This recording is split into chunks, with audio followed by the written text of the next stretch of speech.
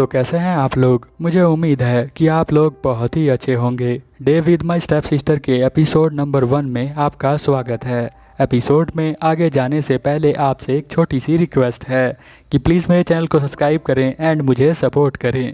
यदि आपको ये एनिमे बहुत ही ज़्यादा पसंद आता है तो हमेशा की तरह हमारा कमेंट का टारगेट होता है 40 कमेंट और 1K लाइक का। यदि आप ये करवा देते हैं तो मुझे लगता है कि आपको ये एनिमे बहुत ही ज़्यादा पसंद आया है, तो इसका अगला एपिसोड मैं आपके लिए और भी जल्दी लेकर आता हूँ। चलिए अब ज़्यादा देर ना करते हुए इस एपिसोड को हम लोग स्टार्ट करते हैं। एपिसोड के स्टार्टिंग में एक लड़की यहाँ डिफाइन कर रही होती है स्टेप ब्रदर के बारे में। वो कहती है कि वो जो है स्टेप ब्रदर एक स्ट्रेंजर होता है।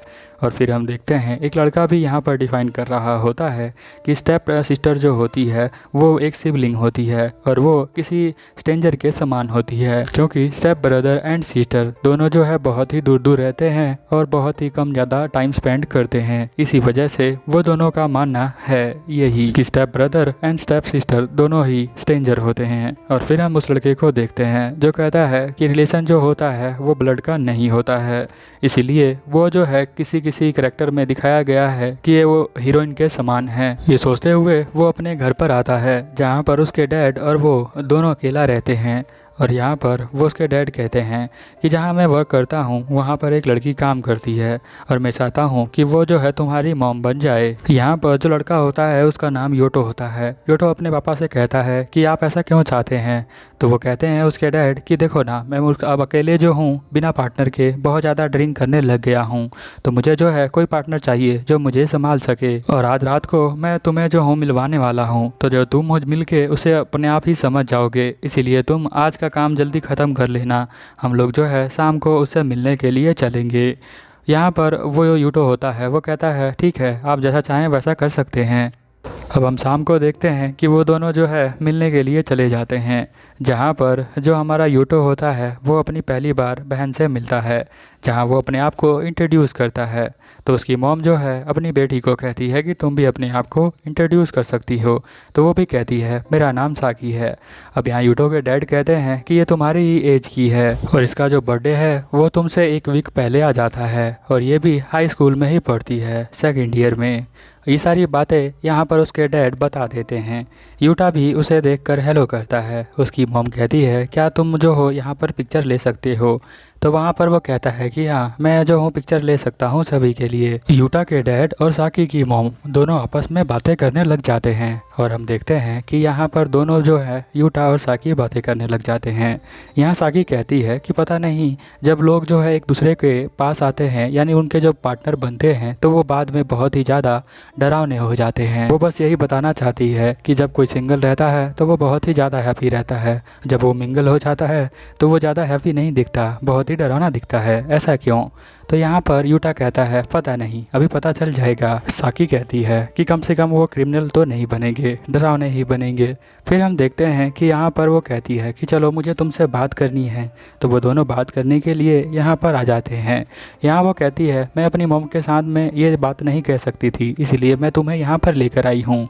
तो वो कहता है कि हाँ तुम बोल सकती हो जो तुम बोलना चाहो। यहाँ पर साकी कहती है कि तुम जैसे तुम पहले हो वैसे अभी भी रह सकते हो, तुम्हें जो है मेरे लिए अलग से चेंज होने की ज़रूरत नहीं है, तुम जो चाहो मुझसे बात कर सकते हो बिल्कुल एक फ्रेंड की तरह।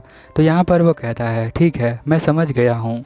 यहाँ पर वो बहुत ही ज़्यादा खुश होती है। वो कहती है कि तुमने जो है मुझे इतना बताने के बाद ही इतनी जल्दी चेंज हो गए। तो वो कहता है कोई बात नहीं, मैं पहले से ही ऐसा ही था। फिर वो कहता है साकी से कि आप तुम्हें भी चिंता करने की कोई ज़रूरत नहीं है, तुम भी जो चाहो मुझसे बात कर सकती हो। अगले सीन में हम देखते हैं उसके डैड बहुत ही ज़्यादा एक्साइटेड हो जाते हैं। वो जो है बेडरूम को सही से करने लग जाते हैं और अपने बेटे को कहते हैं यूटा को कि तुम नहीं समझोगे, जब तुम्हारी एज मेरी इतनी होगी तब तुम समझोगे। फिर हम देखते हैं साकी और उसकी मॉम यहाँ पर आ जाते हैं। उसके डैड इन्हीं के लिए तैयारी कर रहे होते हैं क्योंकि वो अब शिफ्ट होके यहाँ पर आएंगे। यहाँ पर हम देखते हैं कि वो बैग यहाँ पर दे देती है यूटा को। यूटा जो है वो सभी बैगों को लेकर आ जाता है अंदर। वहाँ पर उसकी मॉम कहती है कि आज बहुत ही ज़्यादा साफ़ सफाई लग रही है। उसके डैड बहुत ही ज़्यादा खुश हो जाते हैं क्योंकि वो उसी की तारीफ़ कर रही होती है। उसके डैड कहते हैं अब हम सभी लोग एक छत के नीचे रहने वाले हैं, तो हमें जो है थोड़ी साफ़ सफाई करनी थी, इसलिए मैंने साफ़ सफाई कर दी, तब चिंता करने वाली कोई बात नहीं है। फिर हम देखते हैं कि यहाँ पर जो हमारा यूटा होता है वो साकी को कहता है कि मैंने तुम्हारा बेडरूम सेट कर दिया है। अब मुझे समझ में नहीं आया कि तुम्हें बेडशीट कौन सा पसंद है, तो मैंने जो है वो नहीं लगाया है। तुम जो चाहो वो बेडशीट ले सकती हो। इसके अलावा तुम्हारा टेबल मैंने यहाँ पर रख दिया है विंडो के सामने, अगर तुम चाहो तो इसे मूव भी कर सकती हो। साकी कहती है तुम्हें कुछ करने की कोई ज़रूरत नहीं है, जैसा तुमने किया है वो बहुत ही अच्छा लग रहा है मुझे चेंज करने की कोई भी ज़रूरत नहीं है। इससे पहले जो है मैं अपार्टमेंट में रहती थी और मेरे पास एक ही रूम था, क्योंकि मैं और अपने मॉम के साथ एक ही रूम में रहती थी। तो वो कहता है ऐसा क्यों? तो वो बताती है कि क्योंकि मॉम जो है वो रात भर काम करती रहती थी, तो रात भर बेड खाली था तो मैं सो जाया करती थी और दिन को मैं स्कूल चली जाया करती थी, इसलिए। फिर यहाँ पर जो हमारी साकी होती है वो कहती है यूटा से कि तुम मुझे जो है इतना ज़्यादा पोलाइट होकर मत बोलो, तुम जो हो जैसा चाहो वैसा बोल सकते हो, क्योंकि हम दोनों जो है एक सेम एज के ही है ना। तो यहाँ पर वो कहता है यूटा कि ठीक है जैसा तुम कहो, मैं अभी जो हूँ अपनी वॉइस को चेंज कर लेता हूँ, और वो एक नॉर्मल तरीके से बात करने लग जाता है। साकी यहाँ बहुत ही ज़्यादा खुश हो जाती है क्योंकि वो उसने कहा और उसने जो है अपनी वॉइस को चेंज कर लिया है। वो कहती है कि तुम जो हो कंफर्टेबल यहाँ पर रह सकते हो, कोई दिक्कत वाली बात नहीं है। फिर हम देखते हैं कि वो कहता है ठीक है। साकी यहाँ बताती है कि मैंने जो है अपने दोस्तों को बताया कि मेरा एक स्टेप ब्रदर होने वाला है, तो कुछ जो दोस्त थे वो मान नहीं रहे थे और कुछ जो दोस्त हैं वो बहुत ही जल्दी मान ले रहे थे। तो मुझे जो है वो दोस्त ज़्यादा पसंद है जो जल्दी मान लेते हैं, ज़्यादा क्वेश्चन नहीं पूछते। फिर हम देखते हैं कि वो जो है उसके रूम में सारे कपड़ों को सही से रखने लग जाता है, बहुत सारे बॉक्स यहाँ पर होते हैं। तभी वो उठकर उसके पास जाता है तो वो यहीं पर गिरने लग जाता है। उसके मॉम डैड यहाँ पर आ जाते हैं और यहाँ पर उसके मॉम और डैड देखते हैं कि यहाँ पर जो हमारा यूटो है उसके हाथों में ब्रा है, और ब्रा देखकर वो सभी तीनों हंसने लग जाते हैं। यहाँ यूटो पूछता है कि तुम कौन से हाई स्कूल में पढ़ती हो? तो साकी कहती है क्यों, कि तुम चौंक गए हो क्या कि मैं जो हूँ हाई स्कूल में नहीं पढ़ सकती? तो वो कहता है नहीं, मैं ऐसे ही पूछ रहा था क्योंकि शायद जो तुम स्कूल में पढ़ती हो उसी स्कूल में मैं भी पढ़ता हूँ। तो वो कहती है अच्छा ये बात है। तो यहाँ यूटा कहता है कि मैं चाहता हूँ कि जब हम स्कूल में हो तो हम एक दूसरे को पहचाने ना, एक दूसरे को इग्नोर करके रहें। तो यहाँ पर साकी कहती है जैसा तुम चाहो। और अगले सीन में हम देखते हैं जहाँ पर वो जॉब करने आया होता है, वहाँ पर वो लड़की कहती है कि तुम्हारे बॉडी के अंदर बहुत ही अच्छी सेंट की खुशबू आ रही है, जैसे कि कोई लड़की के साथ तुम रहते हो। तो वो कहता है मजाक करने की ज़रूरत नहीं है, मैं यहाँ से जा रहा हूँ। तो वो कहती है मुझे माफ़ कर दो। फिर वो बताता है कि हाँ मेरी जो है एक बहन मेरे साथ रहने के लिए आई हुई है। तो वो कहती है अच्छा वो क्यूट है क्या? तो वो कहता है कि हाँ वो बहुत ही अच्छी है।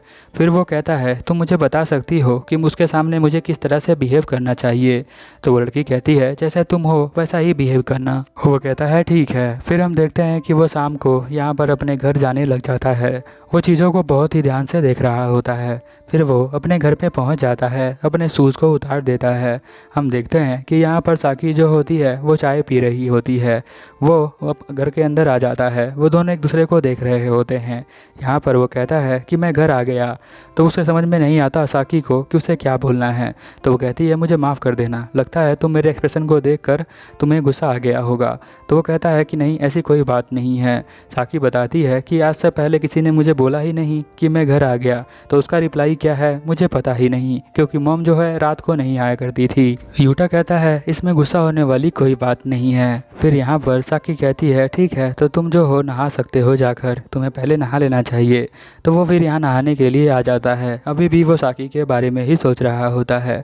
नहाने के बाद वो बाहर आता है और बहुत ही यहाँ पर धीरे से गेट को खटखटाता है और कहता है अब तुम नहा सकती हो। फिर यहाँ पर साकी कहती है ठीक है मैं नहा लूँगी। और फिर हम देखते हैं कि यहाँ पर यूटो अपने रूम में चला जाता है ये बोलकर। ये एपिसोड यहीं पर ख़त्म होता है। आपको कैसा लगा प्लीज़ कमेंट में बताएं और अपने दोस्तों के साथ शेयर करें। मिलते हैं अगले एपिसोड में, तब तक के लिए ओवर एंड आउट।